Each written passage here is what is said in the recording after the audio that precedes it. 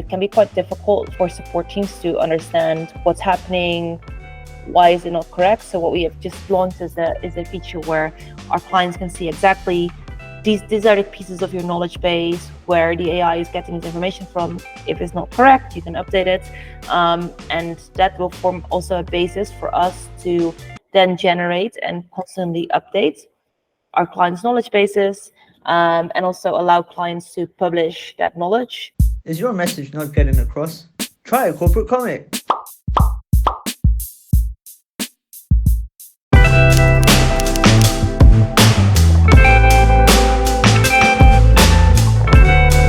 Hey Iris, thank you so much for joining us today.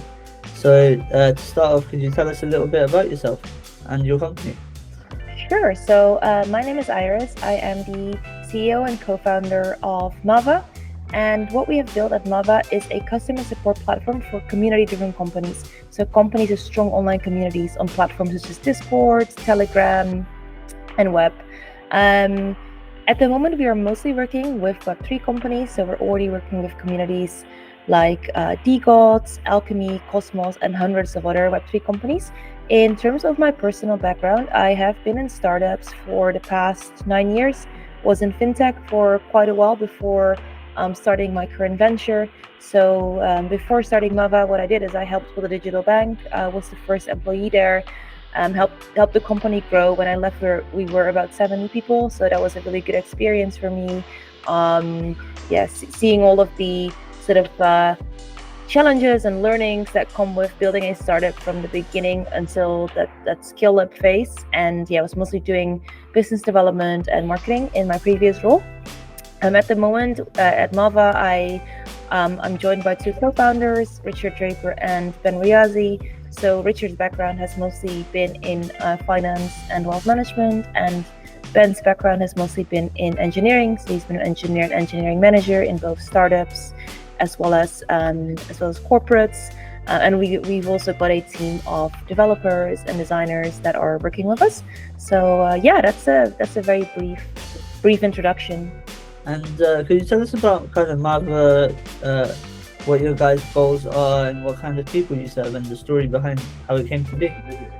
Sure. So in terms of the story and how we came up with the idea is we were building another company application in the Web3 space, and that didn't work out, unfortunately, and decided to pivot.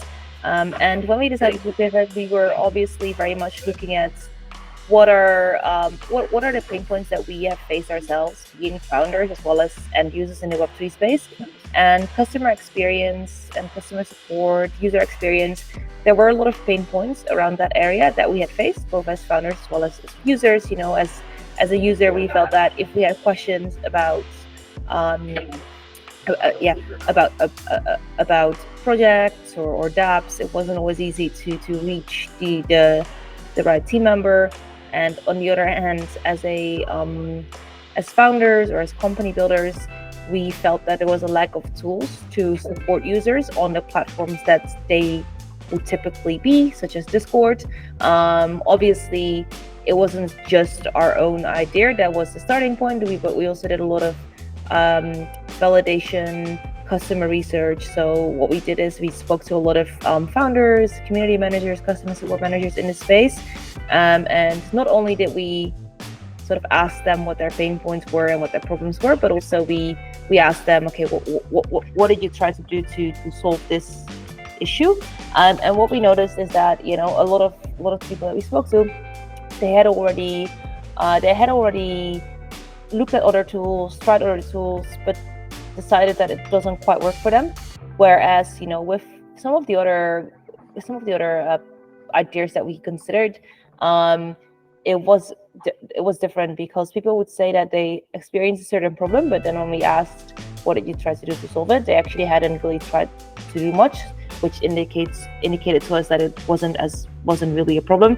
Whereas when it came to this topic of customer support, people actually told us, I tried a basic Discord ticket bot, or I tried Zendesk, but it just doesn't quite work for my use case because of the channels that my users are on, because of the fact that I'm getting private tickets, but also a lot of the questions are sort of asked in public. So quite often, obviously in Web3, if I have a question, I might just ask it in a public Discord channel or on a forum.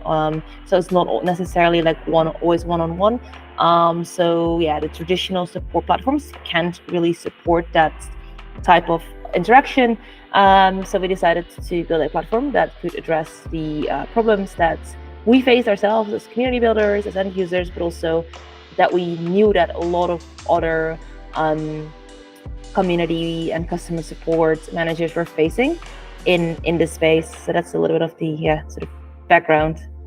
And what? So when did you start the company, and how have you seen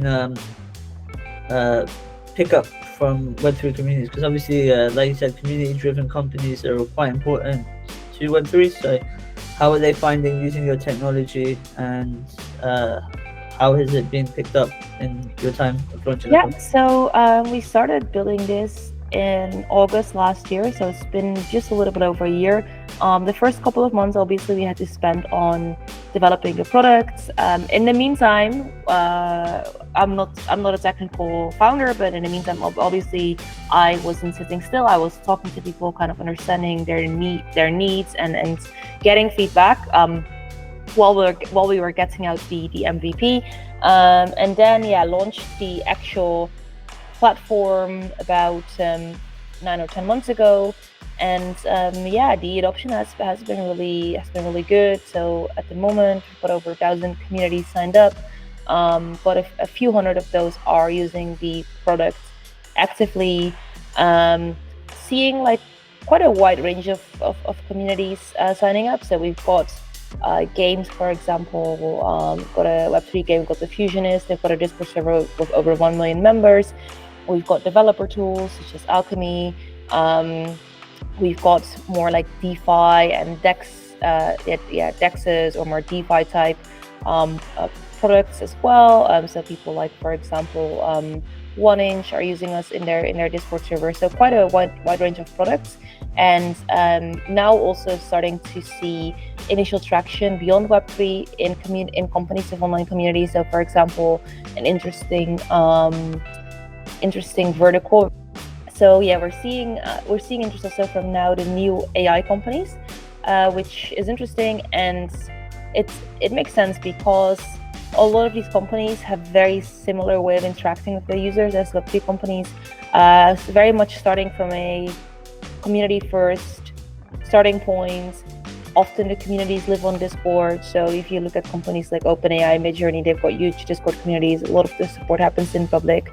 So very strong overlaps with how sort of Web3 companies are interacting with users, and the tools that we've built are really applicable there as well. So that's an interesting area.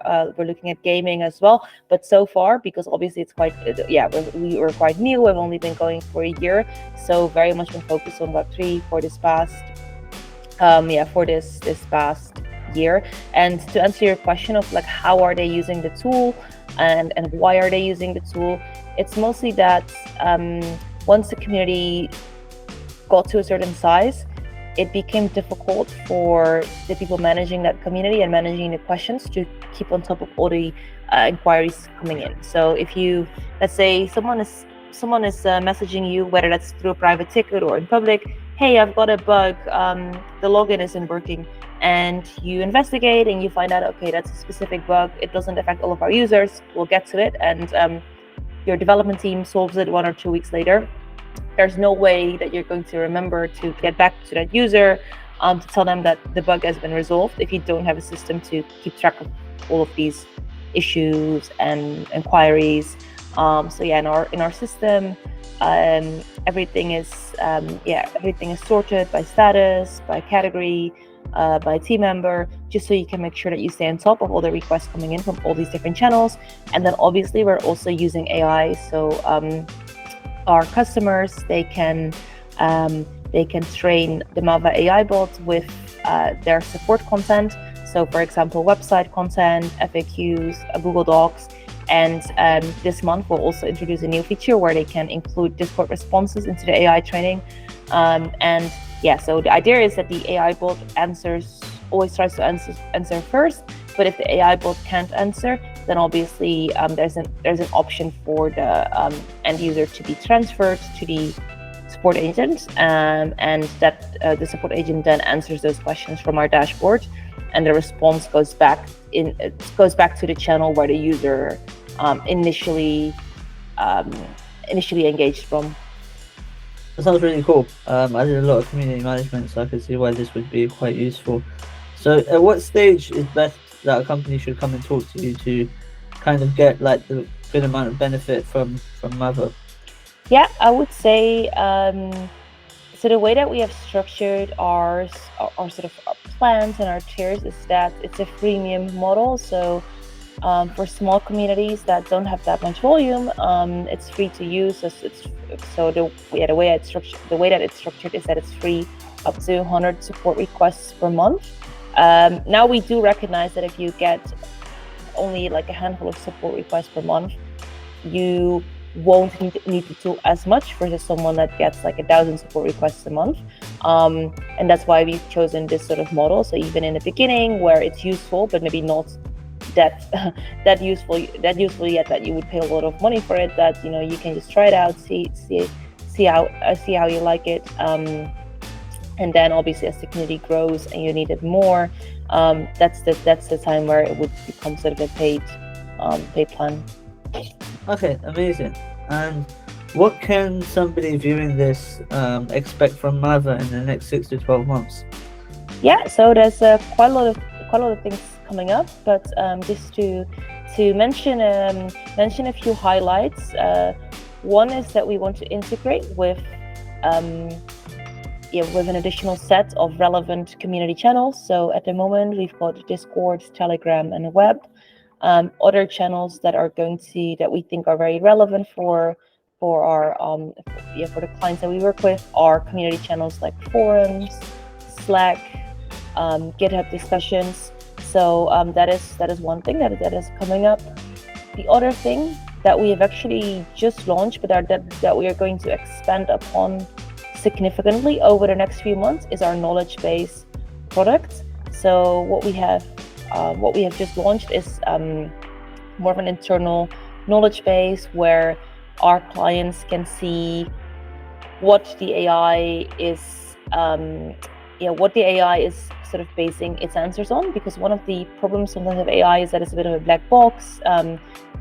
There's a question, answer is coming out, hopefully the answer is correct, but if it's not correct, it can be quite difficult for support teams to understand what's happening, why is it not correct. So what we have just launched is a feature where our clients can see exactly these are the pieces of your knowledge base where the AI is getting this information from. If it's not correct, you can update it, and that will form also a basis for us to then generate and constantly update our clients' knowledge bases, and also allow clients to publish that knowledge to, for example, their websites. Amazing. And if they are interested in like learning more or connecting with you, what's the best way for them to do that? Yeah, so that would either be via our website, which is mava.app, or our Twitter or Discord. So to join our Discord server, that is mava.app/Discord, and you'll be directed to our Discord server. And we've got our social links on our website as well.